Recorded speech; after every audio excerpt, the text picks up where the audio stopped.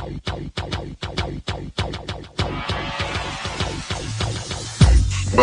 to the Odds Breakers, number one place for shared, sharp betting information. All right, welcome back to podcast 47 of 2019. I'm your host, Kiev O'Neill. You can tweet me at OBKiev or tweet us at the Odds Breakers. Follow us on social media /the Odds Breakers. This episode is being brought to you by mybookie.ag. For a 100% sign-up bonus, please visit MyBookie. Use the promo code TheOddsBreakers. Terms and conditions apply. If you'd like to help us out with our costs, well, we would love to help you out. Please visit theoddsbreakers.com, click shop, and become a member. For $17.99 a month, you can become a premium subscriber and get my picks and plays before the line moves. For $2 more, you can have all that and become a patron subscriber on the same link. If nothing else, please visit theoddsbreakers.com and become a free picks newsletter subscriber. We are having a fantastic football year already. The NFL's tough on the sides, but you can definitely find some value in the derivative markets here. What a great Monday night football game with the Saints and the Texans. That last 2 minutes, if you missed it, you might have missed the best game of the 2019 season. It was just absolutely amazing. The Saints they blow it. They let Texans back in the game. The Texans missed the extra point, but it's a terrible roughing the kicker penalty. And what I will say is that is a terrible flag to throw. The guy was completely fine. It was more of an acting job on the kicker. I think the NFL needs to officiate that out of the game personally. But either way, then you thought they blew the game. What happens? Drew Brees comes back, gets them into field goal range, and then they kick a 58-yard field goal to win the game. It was absolutely fantastic. I think it went over the total within only those last 2 minutes. So that's how crazy it was. But Deshaun Watson looked amazing. The Raiders, they actually covered their spread and won the game against Denver. Good for them. They look pretty poised. Carr looked like a very, very serviceable quarterback, possibly a little bit better. And you wonder if that John Gruden thing with his offensive mind has, kind of come to fruition there. So they've been playing extremely well. And you got to give the Raiders props, but they have a very hard schedule coming up. And I'm not exactly ever going to be excited to put some money on the Raiders. Well, I'll tell you this. We have a fantastic podcast for you today, fully loaded. We have Bryan Leonard from Wager Talk coming on to discuss the college football week 3. And then I'm, of course, going to give you my plays, some of our free plays in the college football and the NFL, as well as going over sharp line movement. So without further ado, let's get right into it with Mr. Bryan Leonard. He is a very well-known and respected handicapper in the industry. You know him from his amazing plays and information over at, where else? WagerTalk.com. I am very excited to welcome Mr. Bryan Leonard from Wager Talk and Bryan Leonard Sports. You can follow him on Twitter at BLeonardSports. How you doing today, Bryan? I am doing great. It's a pleasure to be on the show, Kiev. Hey, man, thanks again for coming on. Really appreciate it. You know, you've always been a person that I followed for a very long time. You have some great advice out there, and it's great to finally get you on and start talking a little bit of pigskin, my man. Really appreciate that. But I'll tell you this. This is the best time of year for me. Football is starting. You got your NFL, you got your fantasy, you got college football ramping up week 3. And so, there's no better person to talk to you than you. Let's get right into it then. What are some of the things that our listeners or even the betting public in general should look at going into college football week 3? Well, first off, we talked about overreactions. Last week, I think that was a major thought process by a lot of people, which teams were actually improved, or which teams may have had an overreaction to what they did. Now, after 2 weeks, you got a better feel. Some of the teams that looked really good in week one did not seem to back it up the following week, and you could keep your ratings pretty much the same as what they were earlier in the season. But when you get to see a team that's come out 2 weeks in a row, similar to Wisconsin's looked really good, Florida State's looked really bad 2 weeks in a row, we could probably decide that our information that we had earlier in the season, we can make the needed adjustments on that. I'm not one to over-adjust early.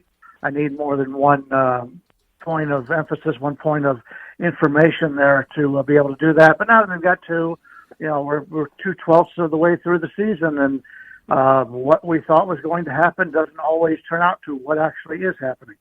Yeah, exactly. And it's hard for people. It's hard to make those adjustments. And, sometimes you wonder if Florida State, are they that bad, or is Louisiana Monroe that good? Is Boise State? So that's kind of what we have to always juggle. And that's why it's very dangerous to make a large reaction to it. So great points there, and sometimes even in the future, you realize that maybe the conference wasn't so good, and you credited a team for blowing somebody out, and you realize, well, like the person they blown out wasn't that good, the team. So it always got to be back and forth adjusting, and I think that's where people get the biggest edge on the books. Just looking into this week, let's talk about some power ratings here. What was your largest power rating adjustments for some of these teams? Which teams were they? I would have to say Maryland is probably my biggest adjustment. After week one, I didn't like the hiring. He's a great recruiter. He's a great recruiter, but he's never done anything as a head coach. When he was at New Mexico, he struggled there. Bad losing record. Didn't understand the hiring that well. Now I'm realizing that somebody might have known something that I didn't know. And so I've made some adjustments there. Maryland is one of those teams, is with North Carolina. The recruiting of the two coaches is really good, but number one, I thought the Maryland coach really didn't have it in the first place. He'd never shown it. And in regards to North Carolina, he hired some assistant coaches that are very good coaches. So even though he's been out of the game for a while, you can still get his recruiting in there. So those are the two that I rose. I jumped on and put those up. One that I lost on last week, I was expecting a nice bounce back from Tennessee just based on the recruiting rankings from Tennessee as opposed to BYU. I thought Tennessee was cheap at 3, and I thought I was looking pretty good for most of the game, but they found a way to lose. And you were talking about Florida State earlier, another team that you would expect luckily I wasn't on them, but another team you would expect to bounce back, and they didn't show it. And I think that one is more of a situation of what's going on in the locker room as opposed to the talent on that team, because Florida State still recruits well, and they've got a lot of talent down there, but something's going on, and that's one of those teams that you may burn me once on, but I need to find out what's going on at that point. And I didn't have them last week, and it'll probably be a while before I have faith in them again. Yeah, nobody can ruin top recruiting classes like Tennessee and Florida State the last few years. It's just amazing, how much potential we always look up to, and then they just completely fail. And, when people find the time to go hard on them, they fail out. And another game people are looking at is Louisville this week. Louisville's playing Western Kentucky, and the spread just doesn't seem that huge.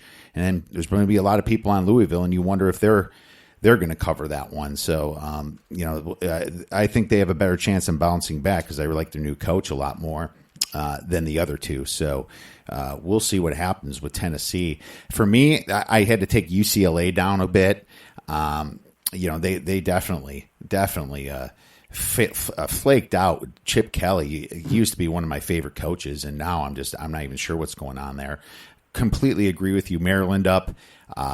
SMU I put up a little bit. Rice is up a bit compared to where I started. North Carolina, like you said, Florida State. And I got to tell you, I don't know how much lower I can put this team. But UMass, I literally put them lower than whale shit down at the bottom of the ocean.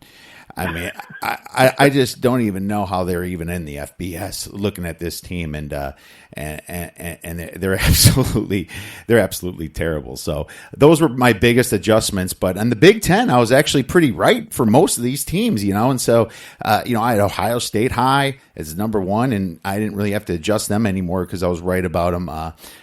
Michigan, I put down a little bit, but I was high on Wisconsin, as you know, because we talked before, and I was right about them, so I didn't have to adjust them while everybody else is kind of catching up there. Michigan State, I was kind of right on, I think. But there's one team, Brian, that I'm still way off from everybody else, and this week is going to prove me right or wrong, and that's Penn State. Penn State, I am lower than the market, and I'm lower than a lot of people that I talk to. So we'll see if that one comes into fruition. Yeah, I actually liked Penn State coming into the season, and you just got to take a look at the coaching tendencies, and they've had no problem running up scores unless they're competition, but we'll have to see what they do when they step up in class. I, like you, have my questions about them. I think the talent level's there, but they lost so many good players, especially offensively, to the NFL. I don't know if they're in the same category as like a Michigan and Ohio State that can reload every year. We'll find out this year if they are like that, because I know Wisconsin is very similar to Penn State, where they have a nice history, but it's not elite history like you would for the Michigans and the Ohio States. Yeah, right. And especially with Ohio State, I think Michigan, they're always talked about and always in the top five, but they're never quite able to get over the hump. As a matter of fact, I think they only had one national championship in the last 50 years there. So I completely agree with you. And I think Michigan State's kind of almost in that category as well. Just getting to the top, but just not quite. We'll see if any of these teams can. Well, that brings me into another general question for our listeners here, and I'm going to ask you how you adjust for college football injuries. This is the time where they start racking up at week 2, week 3. How do you make an adjustment for it in your ratings? Well, basically, we have an advantage this year because Kenny White, who has been making lines out in Las Vegas for as long as I've been out here, and I came out in '97. He published a nice book, the Kenny White's College Football Power Ratings. And he basically breaks down, he and his dad have always rated each and every player in college football based on their recruiting rankings and what they did in high school. I've got so many other things to do where, we're getting close to basketball and hockey season around the corner. I don't have the ability to rate every single player. He does. It's a nice book out there. It's a little expensive, probably about $35, $40, but it's well worth it. So he's rated all the individual players, and so when a player is injured, you see the difference between that player and the player beneath him. So that really helps. Most of the time, when I make adjustments, it's because of groupings of players. Certain team will have linebacker injuries, offensive line injuries, that kind of thing. So when you get 3 or 4 guys in the same position that are hurt, that's really when you have your major downgrades, because you've got guys that are going to be starting that may have been 3rd, 4th string, possibly walk-ons because of injuries. And we see that all the time, especially some of the smaller schools. I know, I believe it was Troy a few years ago, that just every quality player they had on their team was injured that year. Mm-hmm. And because Troy is not one of those teams that everybody reads about every day, I was able to make a lot of money betting against Troy because of that information, and it was staying under the radar. And that's why I like it. The smaller conferences, you stay under the radar a little bit. Back in the olden days, it used to be circled. They're no longer circled, so the bigger players can get a hold of them. But, that kind of information is something that's not going to be published on the ESPN website very often, and a lot of people won't know about it. Is it KennyWhiteSports.com? Yes, it is. It's his website. Yeah, that's the one. He provides power ratings on there, and his book is excellent. It's really taken the industry by storm, and I've always respected Kenny, and he's one of those guys that was on the other side of the counter, and he's also worked on our side of the counter as a bettor. So he knows both sides of the counter, and that's something that I don't. I've never worked in the casino. Sometimes I wish I did, especially if I'm having a season that's not going so well. it'd be nice to see what the other side's doing and how they're coming up with these numbers. But yeah, it's always nice to get the other side to give you a little bit of information. And there's a lot of podcasts out here in Las Vegas where they talk to sportsbook managers and the like, and I'm sure you've done that in the past also, where you can get good information. And most of them are pretty honest with you. You know, they're not trying to get you to bet a certain side because they don't know any more than we do on who's going to win. They just try to set it up where they think they can make some money on it and may have a little bit of information, and then a couple of people come in that they respect and bet a certain side, and that's the way it's supposed to work. It doesn't always work that way in Las Vegas, but it works that way offshore, as they're more willing to they don't kick out winning bettors for the most part offshore, but they do here in Las Vegas, definitely. Yeah, they absolutely do. So, no, that's some excellent advice. Great answer there. It looks like Kenny's going to get some more followers here.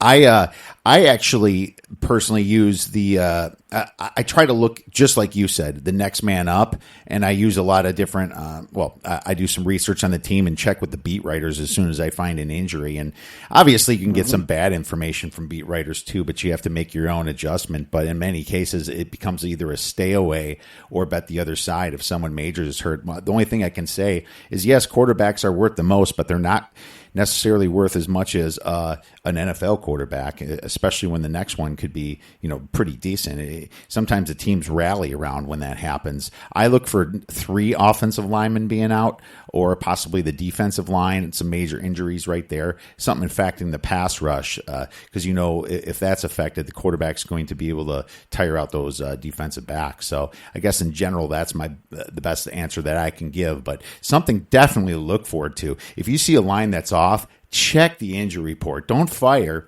until you make sure you know what you're doing. So that's exactly the truth. Yeah, absolutely. Well, let's get right into college football week 3 then, Bryan. I'm going to start right out with a Friday game. We're looking at Washington State versus Houston. I believe it's played in the football stadium down there too. Washington State is laying 9. This thing, I think, opened at 6.5 too. They're laying 9. Over under is at 75-ish.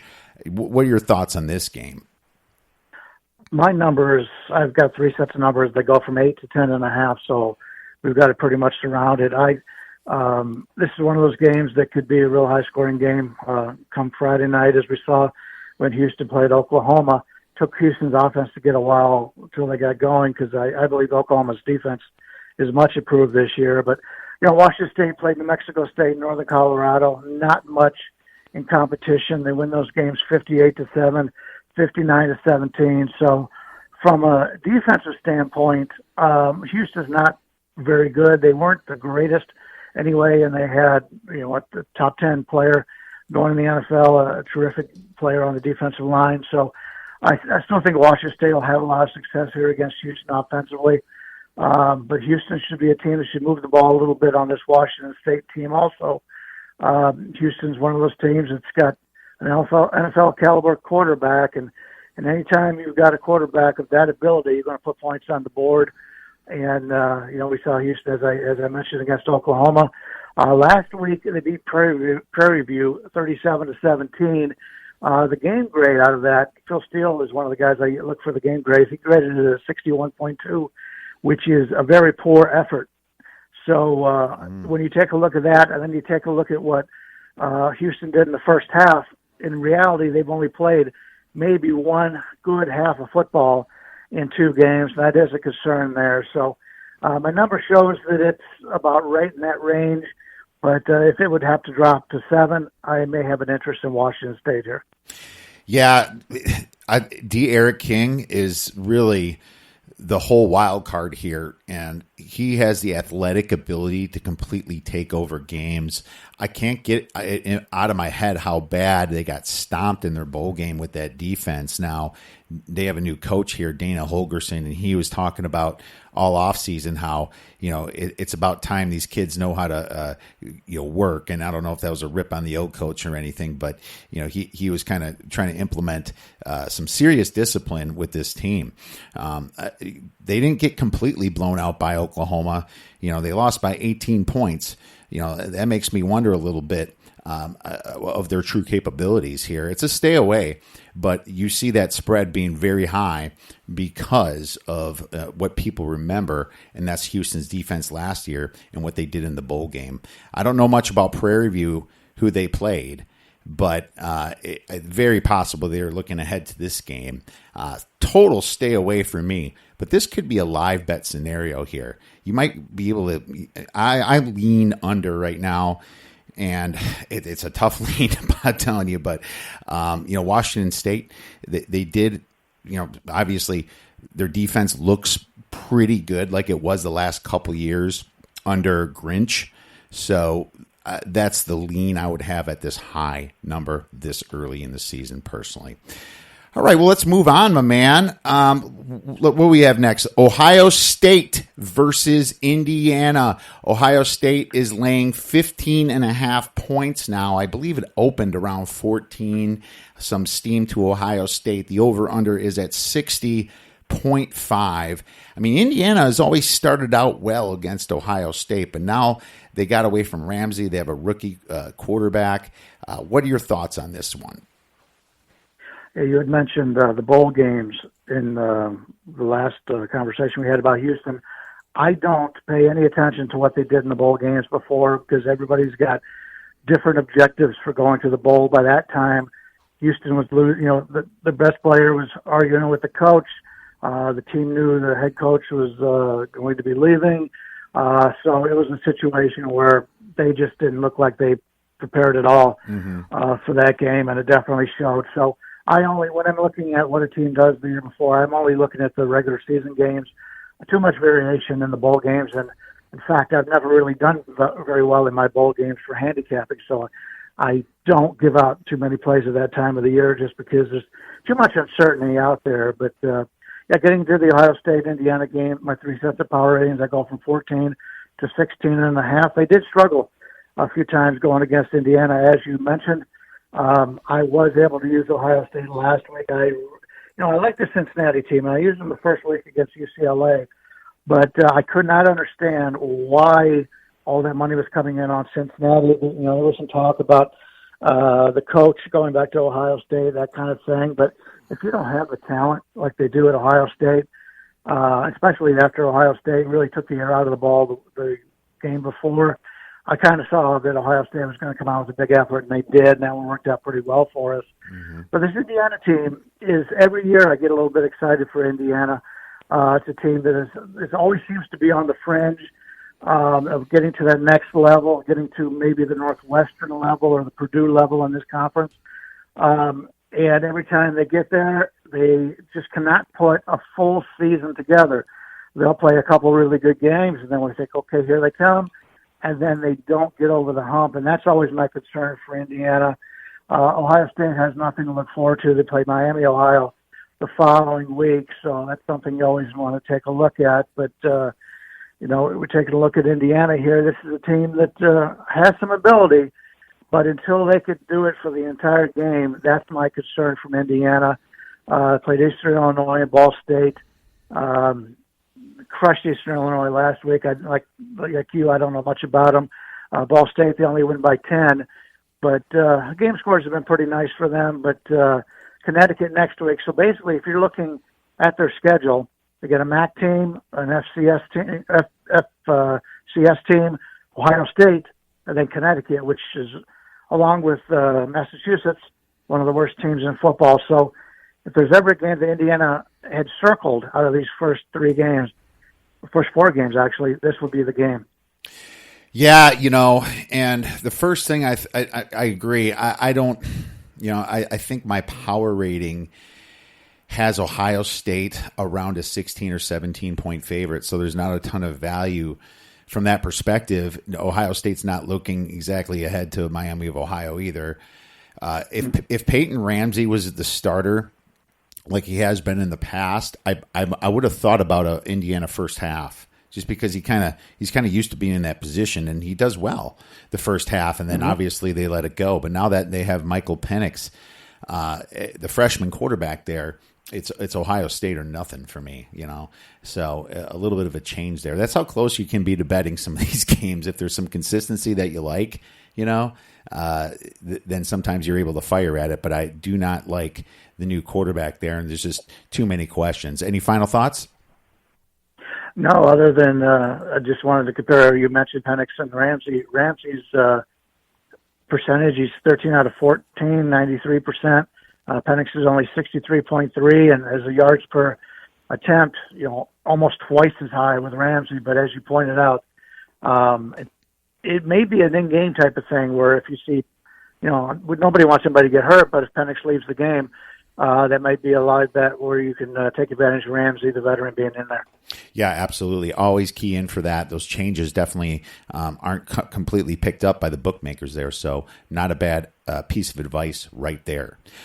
All right, well, let's move right into this game, and this is a juicy game because of, this game, everyone kind of saw it back in May, June, July, Central Florida hosting Stanford, and Stanford was just in a debacle of a schedule. They had Northwestern, their quarterback's a little bit hurt, then they had USC, and now they have to go to Central Florida. What a bad piece of scheduling that is right there. Central Florida is favored by 7.5, but I think it was a lot lower when it opened up a while ago. Over under 59. What are your thoughts here on this, baby? Yeah, I happen to like Central Florida here. My line's coming out a little bit higher. 7 is my lowest power rating I've got out there, which tells me that the upside of Central Florida is a little higher. But I also like to take a look at the markets. And right now, Pinnacle is at 7 minus 106. Heritage, a low price book, low VIG book, is at 7 minus 105.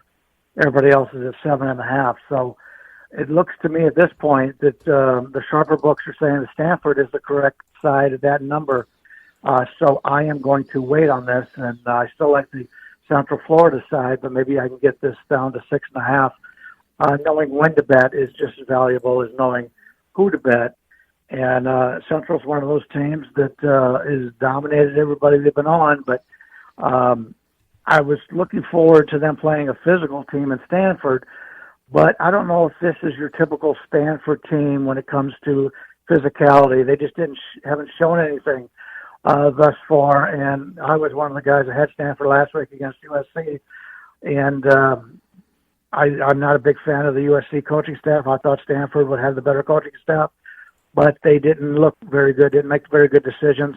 They were outgained by 157 yards to USC, and not that impressive of a game. So we'll have to see what happens here. Stanford got kind of that, they were the right side in that original game. They got the lucky cover.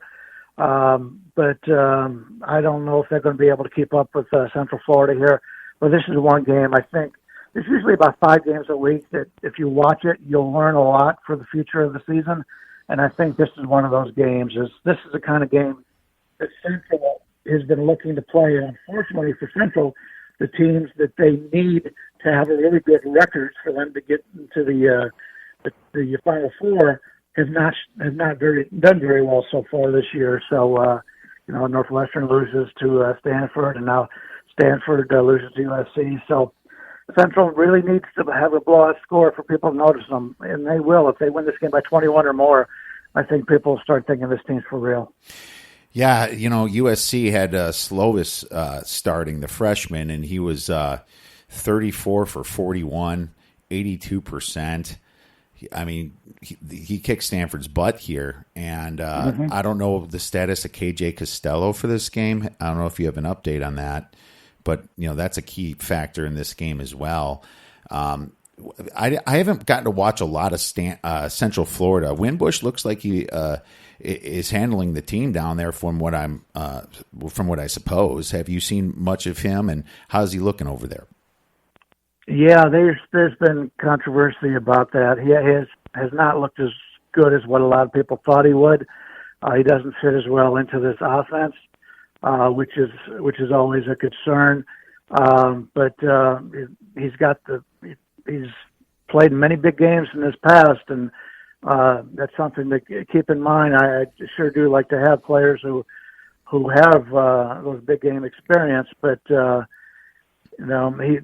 he's 12 of 23 on the season. Dylan Gabriel's at 16 of 32. Actually, Gabriel's out of the three quarterbacks that they've used, Winbush 7.3 yards per attempt, so his has been less. His touchdown percentage is the least on the team. So maybe he was just a little bit overhyped when he went to the Irish, and his passer rating is the lowest out of the three on the team. So I don't think they actually at this point have the one guy that they've had in the past that can run this offense. So it's one of those things that the players around him are probably better. The quarterback just not as good as it's been in the past. And maybe there's your sharp side right there at the 7.5. I'm not sure who's they're splitting some time there. I don't know if the books or the bettors like that inconsistency. Pinnacle at minus 106.7. That tells you something right there. Mm-hmm. So 6.5. God, it feels almost like a trap to me. I mean, obviously Florida Atlantic isn't that good of a team that they beat, and they haven't played anybody yet. Florida A&M, are you kidding me?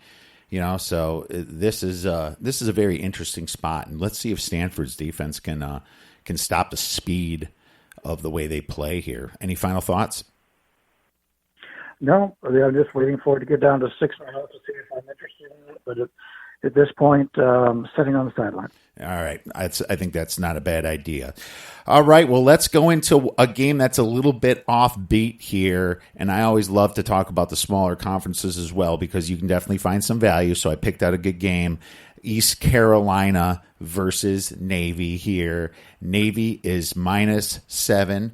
Over under is 52. Navy, as we know, the option team. But East Carolina has himself a new coach this year, Mike Houston from James Madison, and he did very well there. I got some respect for him. I don't know a ton about him. Do you have any thoughts on this game? Yeah, East Carolina was a very popular bet week one against NC State. That line had some major movement on it. East Carolina loses that game by 236 yards, -2 turnovers.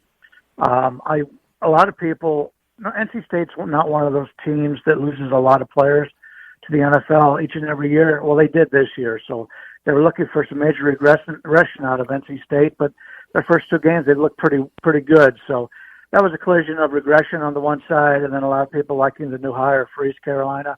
And East Carolina loses that game 41-29 in a game that really was, 34-6 in a game that they were never even part of. And I think that might have soured some people on there. But I like this East Carolina team. My lines are all in the 7 to 10 range here, so I don't know if there's enough value for me to play on them here. Out of the three military schools, looks like Navy is the weakest out of the three this year. And since they did have to play Gardner-Webb last week, and East Carolina wins that game 48-9, since they didn't have an FBS school to play, they might have put in some extra practice for Navy last week, and they only have William and Mary coming in after that. So Navy, out of the next four games they play, actually next three games they play, is their game that they would have circled here. So I expect a good effort out of East Carolina here. Not a big fan of Navy, but my power ratings are saying the number's about right where it should be. We'll see how the line moves this week. Yeah, let's see. Navy, I know, had a terrible half of the season last year. Well, most of the season. And then, at the end, they kind of got better. They shocked some people in that Army-Navy game, which they always are. That game's always close. No matter how bad one team looks, they always seem to keep it close there. So, real interesting game there. I'm going to pay attention to what happens here if East Carolina can stop that option. All right, well, let's move into a big game, and I like this game because Syracuse upset Clemson 2 years ago, and I had a little money line sprinkle on that one, which I'm still smiling about. But Syracuse played them well last year, but then all of a sudden you see Syracuse this year getting blown out by Maryland. Had a poor performance as well, their first game. And I just don't know what to think of Dino Babers and this team here. You know, you have the Clemson was bought up from 23, 24, 25, 26, and it's at 27 and a half now. Your over-under is now sitting at 61. What do you have a side in this game? What are your thoughts? Yeah, last week I was on Syracuse, and it was interesting because there was two groups doing a tug-of-war on that game all week long. Syracuse opened early as the favorite. Then all of a sudden a lot of money came on Maryland. Well, we knew which side was the right one. There was no doubt that Maryland was the correct money, and I was on the losing side of that game last week. So a lot of people are really down on Syracuse right now. But as you mentioned, they've played Clemson very tough lately. My line is actually lower here. My lines are saying there's some value here on Syracuse. It's tough to come back and bet on a team 2 weeks in a row that did you so wrong the week before. So I don't know if I'll be on that side. Clemson, obviously, they play the Georgia Tech, a team who has completely different game plan coming into the season. They didn't look very good against them, but they did play Texas A&M last week. Outgained them by 100 yards, plus one turnover, when they gained 24-10 on a late touchdown from Texas A&M. It got the cover. Definitely the coaching staff at A&M wanted that cover, by the way. So keep that in mind for future reference. He did. They went out of their way calling timeouts to get that cover. So you always like to have a team that you're backing know what the spread is, and that's basically what A&M did last week. Yeah, my thank you letter is on its way to Jimbo right now. So. No look-ahead game with Charlotte on deck next week, but so Syracuse, this is a game. It's rare that the better team would have a game circled, but it's quite possibly that that Clemson does have this game circled because of the way they played the last few years against Syracuse. My number says Syracuse, but I don't think I'll get there. And as you mentioned, the line opened 26. Now we're seeing 28 at Bookmaker and pretty much across the board. So the sharp guys are getting a hold of Clemson here. That doesn't surprise me, but I think since the line moved from 26 to 28, you'd lost any bit of value that you wanted on Clemson. So I'll probably be sitting this one out. Yeah, and I kind of planned on sitting this one out as well, but I did look at the total when it was at 58.5, 59, 60. Now it's at 61.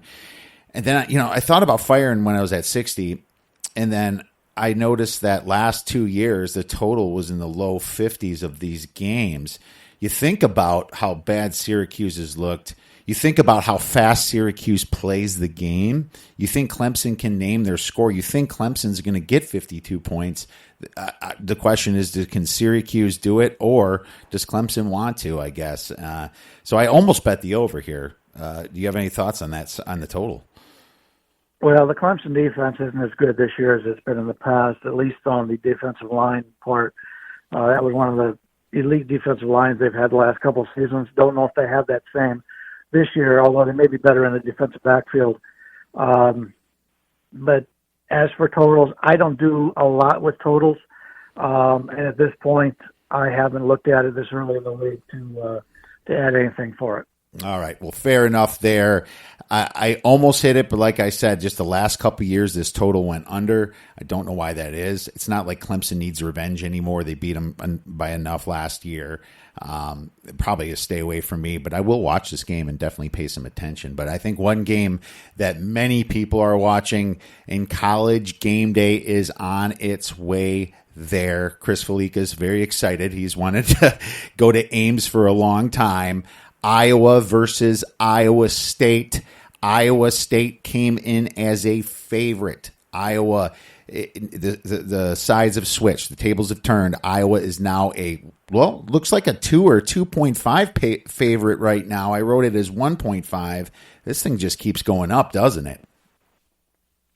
Yeah, it's one of those games that if you've watched this series over the years, it's always a tight game, and usually some of your lower scoring games because both teams know what they want to do and what they can do in a total of 44.5. You don't see that very often in college football.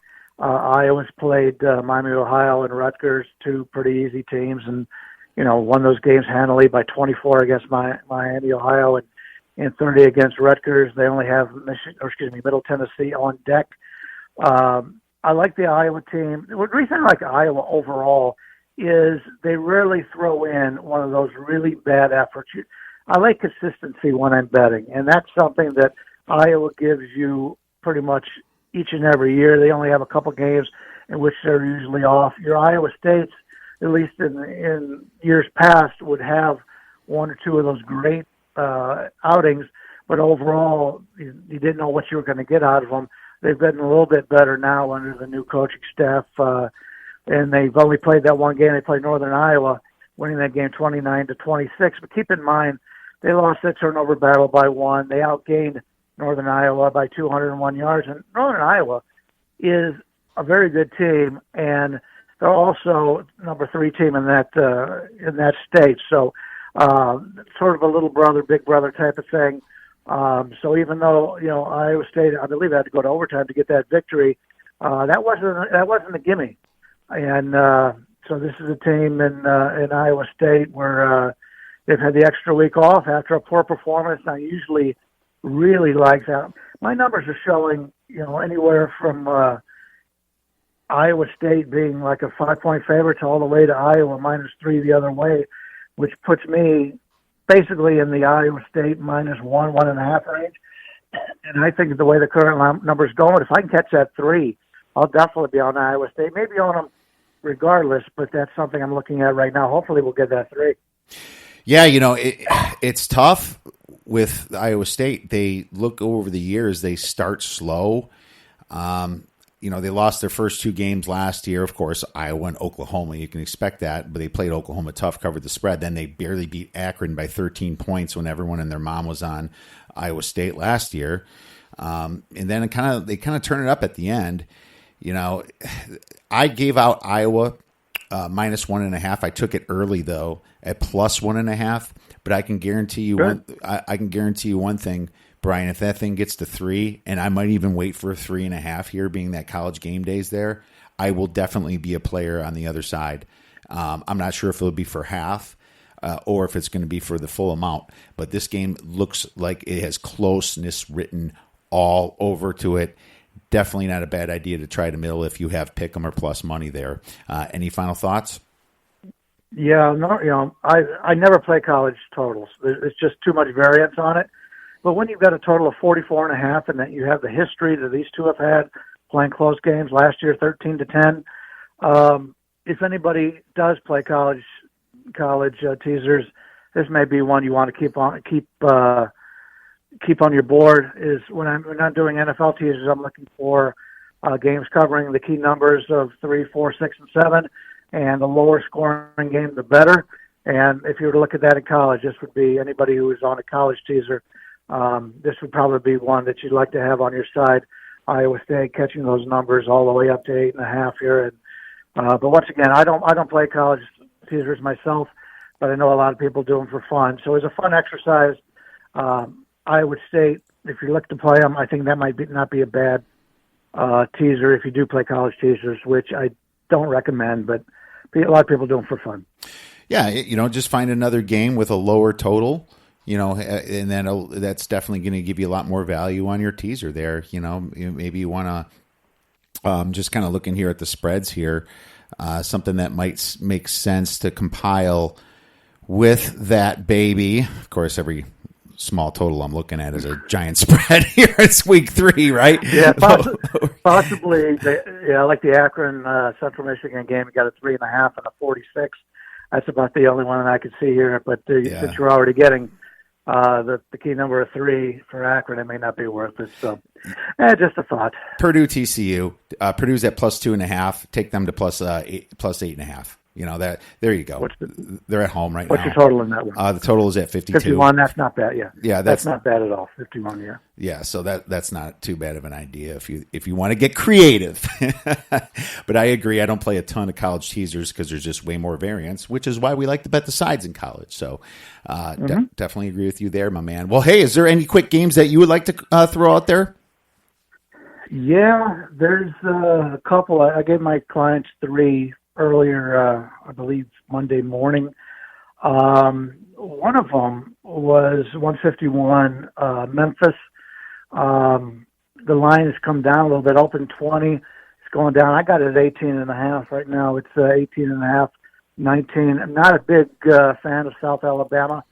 And Memphis getting out on the road. They play pretty good on the road as we do at home. My numbers, go all the way from 20.5 to 25.5.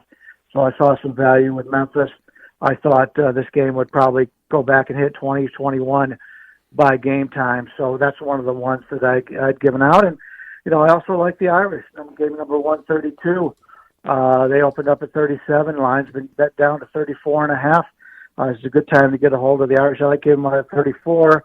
The public will be all over Notre Dame. New Mexico is not one of those teams that the public's going to get involved with. Right now we're under the key number of 35. I think you just bet Notre Dame right now at 34, 34.5. And if you don't like it by game time, you probably can get back and grab that 37, 38 by game time. And I would expect the Irish to come out and just dominate this game because just the manpower they have on the lines is something that New Mexico doesn't see very often. Could they be looking ahead to Georgia here and possibly dog it a little bit in the second half? That would be my only concern. That's probably part of the reason why the line went down on it. But all these look aheads and circle games and all these other things, you can plan on that ahead of time. But once you get in the game and you may be playing Georgia State or something, and all of a sudden you get smacked in the head, they score a first touchdown or whatever, then you start to realize, okay, well, we got a game again. We got to win this. And before the game, you can talk all you want about look-aheads and all that kind of thing. But once the game starts and you get in the field, these guys compete. And plus the Irish are one of those teams that have a lot more depth than a team like New Mexico does, especially when New Mexico is going on the road here. And a lot of these small schools, they don't bring, nearly their entire allotment of players when they go on the road. So depending on how the weather is in Notre Dame, it's a little bit hot. The way the Irish play, they may wear out New Mexico in the second half. So even though the Irish may play deeper in their depth, the wearing down of playing a quality team like the Irish and their big offensive and defensive lines is something that New Mexico, on the shorter amount of players that they've had going into this game, may wear them out as the game goes on. So a little plus and minus when it comes to the look ahead as opposed to wearing out the opposition. All right. Well, that's fantastic. And sometimes those look aheads are built right into the lines as well. So always got to remember that. So your free plays are Memphis minus 18 or 19 right now, right? And Notre Dame minus 34.5, my man. Well, hey, Bryan, thank you so much for coming on. How can our listeners benefit from your information and your plays? Well, first off, you can follow me on Twitter at B Leonard Sports. One of the things I do for Twitter, and I'm sure I'll promote something when I have a big play, having a tremendous baseball season. I gave out a nice play on the Yankees yesterday, and that worked out well for us. But for the most part, if I get some good information, whether it's from anybody at Wager Talk or you or anybody else that I follow that can make us some money betting, I like to retweet that and give them credit for it. So, a lot of times people do not follow all the injuries. So if I get a key injury information, I'll retweet that. I'll retweet a lot of things that I use. And I just, as earlier I talked about the Kenny White book, if I get any information like that where I think can help somebody win, I like to tweet that out. So that's one of the things I do on Twitter. It's not a sales pitch like a lot of people use Twitter for. And, over at Wager Talk, we do videos every week. I'll be doing those tomorrow. We've got 3 lined up with Kelly in Vegas, who's very popular with the guys, and Marco D'Angelo. And I'm sure we'll go head-to-head because Marco and I like to argue a lot, and especially on the video. So that'll be a lot of fun. And, we've got a ton of videos going out tomorrow. We're doing podcasts. I do a live betting show I'll be doing tomorrow. It's sportsgrid.com, a live sports betting show for Major League Baseball. And I believe I'm on tomorrow from 7 to 9 Pacific, which would be 10 to midnight Eastern.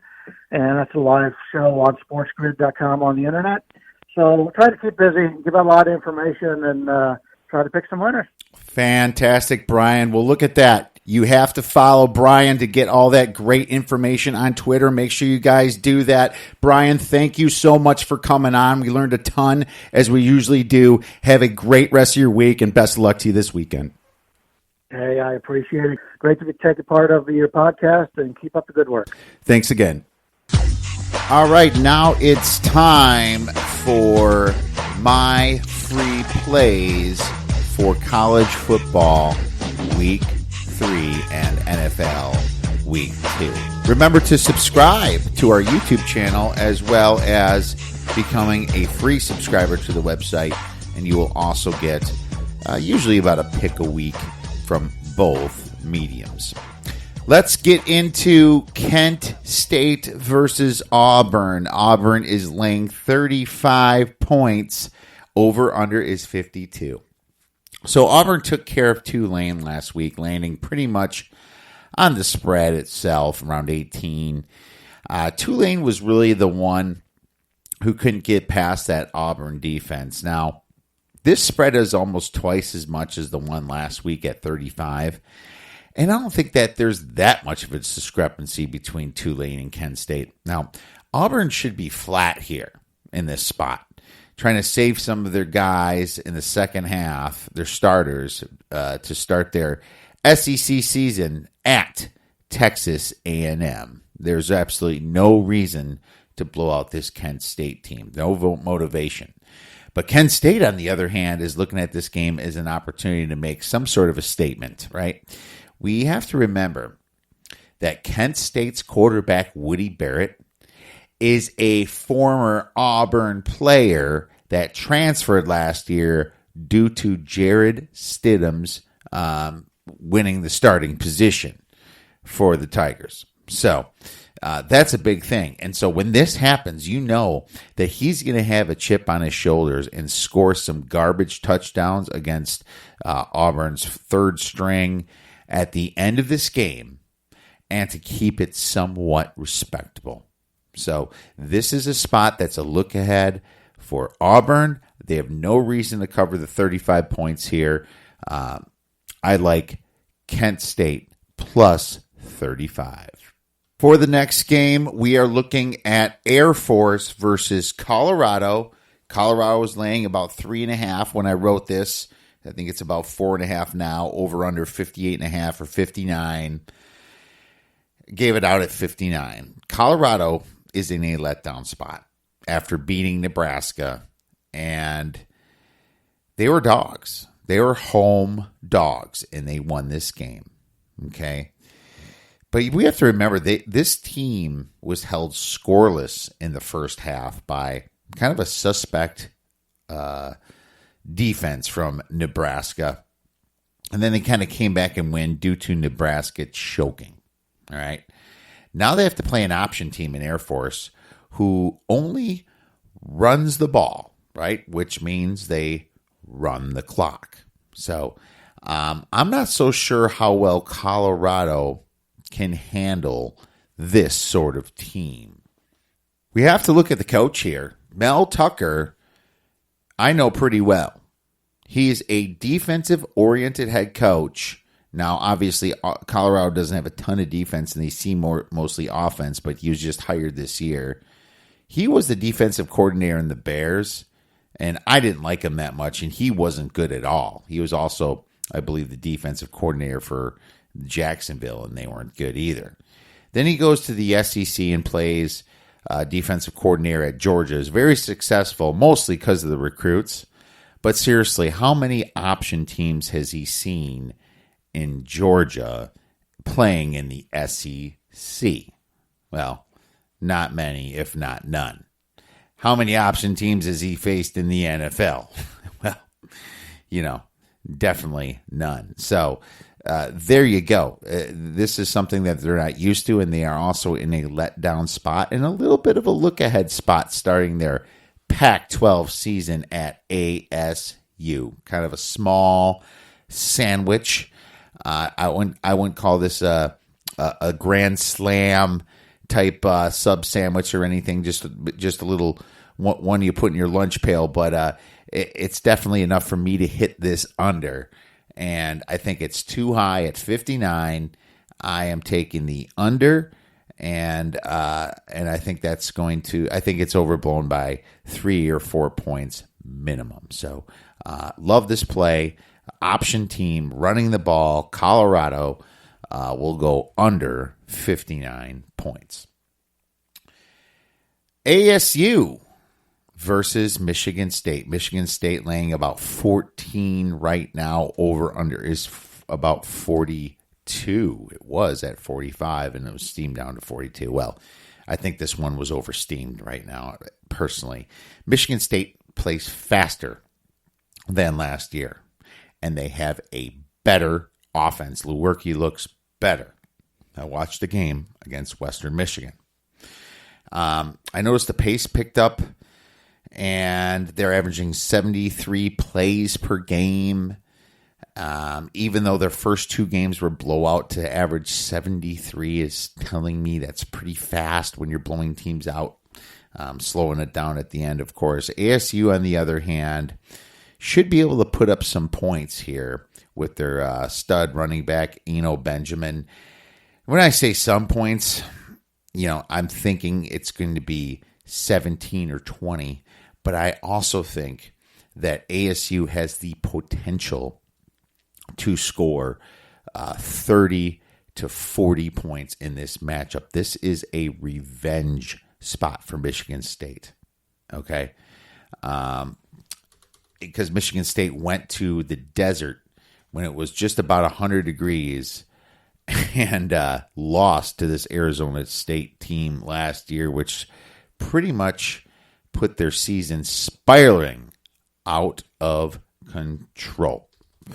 So I am loving the over here, and I'm considering taking the minus 14. I probably should have got on the 13 earlier, but I will keep my eyes open, because if it gets down to 13 or 13 and a half, this might be a small play as well on Michigan State. Take the low total over 42. Too low for my book in college football this early in this season. 1.5 star premium. All right. Well, let's move into the NFL. Now I'm going to start with Philadelphia versus Atlanta. Atlanta is +1 points at home. Over under is at 51. This high NFL total really tells it all here. Okay. So at least one of these teams is going to score some points. That's what the high total tells me. And you can count Philadelphia as the at least, meaning they're both going to score or at least one, because this total is at 51. It's telling you Philadelphia right there. The Eagles is poised this year. They're looking to get back to the Super Bowl. Carson Wentz carved up a Redskins defense in the second half that was full of stars like Landon Collins and Josh Norman, made them look like fools. Now he's facing a very inferior Falcons defense in a dome. I expect more of the same. I like how Deshaun Jackson can stretch out the field. I like how Alshon Jeffrey is going to sit low and be a possession receiver. Same thing with Zach Ertz, underused last week. He'll be used a lot more this week. The Eagles, Super Bowl hangover last year, very injured and still made it to the second round of the playoffs. Wentz looks motivated. He looks very motivated, and he wants to win his own Super Bowl this year, okay? Philadelphia has the best offensive line in football, and they're going to pound it down Atlanta's throats. That's why I don't love the over as much as the side. We saw the Vikings pound Atlanta last week. I like this short number you are getting on the Eagles. They should win by a minimum of 3. Take the Eagles. Next, I have the Chargers versus the Detroit Lions. Detroit Lions, another home dog, +2.5. Over under is 48. So this is a very interesting line. +2.5 usually says that the home dog is the correct side. Just looking at lines. Due to this, And how bad Detroit looked last game in the preseason, I cannot pick the Detroit side here. Detroit didn't look great, obviously, against Arizona last week. The Chargers are actually the best ATS road team since the beginning of last year. Okay, and I do like the total, and here's why. Last week, Marlon Mack tore this Chargers defense up, but they're without their starting linebacker, Jatavius Brown. He's questionable this week. I think if he might play, it'll help stop the run. But I think the Lions are going to try to attack the run because of Mack's usage last week and success. They have a good running game with Kerryon Johnson. They don't have a ton of receivers to throw to, okay? Darrell Bevel ain't no fool. He's going to run the ball against the Chargers. He doesn't want to give a bunch of possessions to Phillip Rivers. Now, the Chargers defense last year, they only gave up 20 points per game, and the Lions offense only scored 20 points per game, and that's across the averages here. The Lions are coming off a heartbreaking tie in overtime, giving up that game, while the Chargers are coming off a close win in overtime. This is interesting that two teams are playing each other that both had overtimes last week, but I have to imagine that can't be good for the offense this week. Okay, the under is 5-0 in the Lions' last 5 games that they're a home dog. Since 2012, the under is 10-3 for the Chargers as a road favorite. I got to take the high under of 48, and I am thinking about taking it in the first half as well. That's the play, 2 stars under 48. So I have a quick cap for you again, play that I recently made. I'm taking the Cardinals versus the Ravens over 46.5, 1.5 star. The Ravens offense is humming. How lucky are they to play the worst team in football and then the second worst team in football? And just thinking about that, how unlucky is Josh Rosen from going from the worst team in football last year to the 2019 worst team in football this year in the Miami Dolphins. That's some pretty bad luck there for old Josh Rosen. But the Cardinals, as you know, play fast under Cliff Kingsbury and his type of offense. Kyler Murray like that. You just saw that in Texas Tech, and you're kind of seeing some of that stuff come into fruition. They actually scored their most points when they sped it up against the Lions last week. So I think they're going to be able to throw some wrinkles into the matchup against the Ravens. I think, it's a different team. They faced the Dolphins last week. It's somewhat of a little bit flatter. I like how Kyler Murray knows how to come back in a game. Let's just say they're down by 20 points by the fourth quarter. I expect Murray to score a touchdown or two. Okay. The Ravens have had the fastest pace in the NFL last year at 70 plays per game. Okay. So I don't like the side at 13 points at all, but I do like the fact that this game can get up there with the poor defense of the Cardinals and the fast-paced offense of the Ravens, and the fact that Kyler Murray can come back in games. I like over 46.5, and I'm going to do it for 1.5 stars. All right. Real quick, we have our first NFL teaser, and this is the play. We're going to take the New York Giants and tease them from plus 1.5 to plus 7.5, past that key number.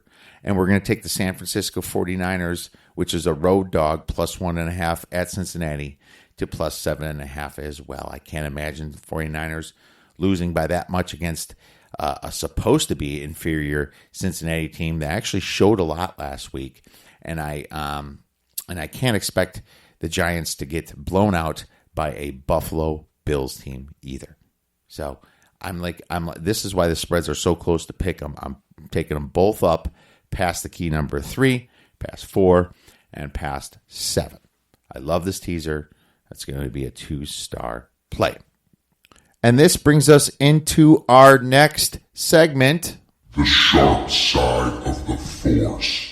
Sharp Side of the Force is brought to you by uwager.lv for a 100% sign-up bonus. Please visit uwager. Use the promo code OddsBreakers. Terms and conditions apply. All right, we're going to start with some college here. Remember, I only go as long as there's a 20% difference or more. Unless I see something a little bit different in the game, like the number's already way up, I'll mention it. 30% for totals for college, and 20% for the NFL on sides, and at least 25% for totals in the NFL. So starting out, the sharp money so far in college is on Washington State at Houston. The line moved from 6.5 to 9. Excuse me, a 20% difference. Mississippi State hosting Kansas State. It's at 7.5, and there's a 25% difference. A lot of Mississippi State sharp money. West Virginia hosting NC State at plus 6.5, a 27% difference. Temple hosting Maryland at plus 7.5, a 20% difference. That's everybody's home dog that they're picking this week is Temple. Very trendy. Eastern Michigan at Illinois, plus 7, a 49% difference. Everybody's on Eastern Michigan. They did some upsetting last year as well, if you can remember. Arkansas State at Georgia, plus 32, a 29% difference for the look ahead to Notre Dame for Georgia. And sharp money on New Mexico at Notre Dame, plus 37 to plus 35, a 24% difference for the look ahead to Georgia. Notre Dame also has some injuries. Sharp money on East Carolina at Navy, plus 7.5, a 34% difference. That's interesting. I don't know enough about that game to make a play. BYU hosting USC. Sharp money on BYU at plus 4.5, a 21% difference. Sharp money on Minnesota hosting Georgia Southern at 15.5, a 21% difference. Sharp money on UNLV at Northwestern and plus 18.5, a 25% difference. Sharp money on Southern Miss at Troy from plus 3 to plus 2.5, a 22% difference. I disagree with that move. Georgia State at Western Michigan. Sharp money on Georgia State from plus 11 to plus 9, a 24% difference. Sharp money on Middle Tennessee State hosting Duke, plus 7 to plus 6.5, a 38% difference. Sharp money on Northern Illinois at Nebraska, plus 14, a 27% difference. I disagree with that one. Sharp money on Arizona hosting Texas Tech at plus 2, a 30% difference. Short home dog. Don't see a lot of difference between these teams. Sharp college totals. Kansas State versus Mississippi State over from 46 to 52, a 30% difference. Dual action on Maryland versus Temple over 62 to 66.5, a 91% action on the over. 91% of the money. San Diego State at New Mexico over 49.5, a 65% difference. They like the over in that game. Wow. FAU versus Ball State under 64.5, a 30% difference. I disagree there because Ball State plays very fast and FAU will score this game. Efficiency is the problem with these two teams, what keeps me off it. New Mexico versus Notre Dame over 59 to 63, a 43% difference. Army versus Texas San Antonio under 45, a 48% difference between tickets and money. UNLV versus Northwestern under 56 down to 53, and there was a 32% difference, and 99% of the money is on the under here. Okay, so it sounds like a bunch, like a couple big plays and a few small public bets on the over. Louisville versus Western Kentucky under went from 55 down to 51.5, a 30% difference. Arizona State versus Michigan State under went from 45 down to 42, a 38% difference. Obviously, I disagree now with that number and played the other side. Ohio versus Marshall under from 52 to 49. Dual action, 90% of the money is on the under. Marshall's got a bit of a defense now. Kent State versus Auburn, over 53, a 39% difference. Sharp NFL, Jacksonville at Houston at +9, a 35% difference. Green Bay hosting Minnesota from -1 to -3, a 20% difference. The value, in my opinion, is gone now. That's at 3. If you're looking at the Green Bay side, staying away from that game. Oakland, sharp money, hosting Kansas City at +7.5. I think it's down to 7, a 41% difference. And it might be because how bad Kansas City defense looked against Gardner Minshew. Can Oakland score some points at home? That's going to be interesting. Plus Tyreek Hill's hurt. So probably one I'm going to stay away from. Sharp NFL totals, Buffalo versus New York Giants, over 43.5, a 38% difference. Wow, has the tune changed on these two teams last year? Dual action on the Arizona versus Baltimore over went from 41.5 to 46.5, and as you know, I still like it. That was a quick move, by the way. Jacksonville versus Houston, under 43.5, a 32% difference. New Orleans versus the LA Rams, under from 54 to 52.5, a 30% difference. That one's not for me either. I've seen these teams score into the 70s and 80s the last few years. Chicago versus Denver, over 40.5, a 46% difference. Strange one to me, betting Chicago versus Denver over. That is strange to me. But there's a lot of strange things in football, and I'm sure there's going to be more bad beats, and hopefully a little bit of luck coming on this week to even it out. So I want to wish you all a very fortunate and happy weekend. Best of luck on all of your plays. Please tweet us at the Odds Breakers if you'd like us to break down a game for you right on Twitter, or if you have one for next week, feel free to contact us. Have a safe weekend and go get some wins.